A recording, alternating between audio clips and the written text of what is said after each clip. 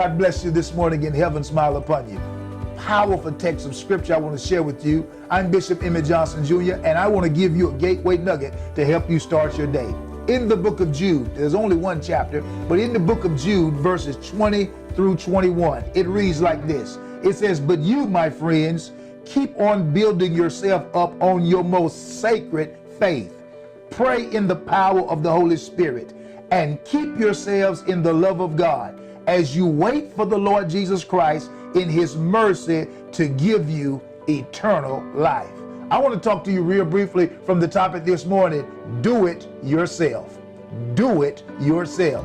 Yeah, that makes me smile because I understand that sometimes you get in a place where you're depending on other people when all you really need to do is do it yourself.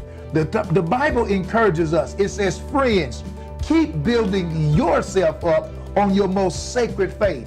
Do it yourself. It says, pray in the power of the Holy Spirit. Do it yourself.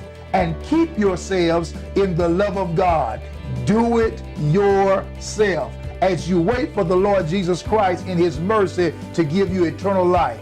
All you got to do is trust God and do what he's given you to do. He's given us instruction to build ourselves up. He's given us instruction to walk in the power of the Holy Ghost. And he's given us instruction to be able to live within his love. You got to do that. The rest he'll do to bring you into eternal life. I'm Bishop Emmett Johnson Jr. There's some things folk can do for you, but the most things in life you got to do for yourself. Do it for yourself this morning as you start today. Be blessed. Have an absolutely wonderful day in the Lord. Do it yourself.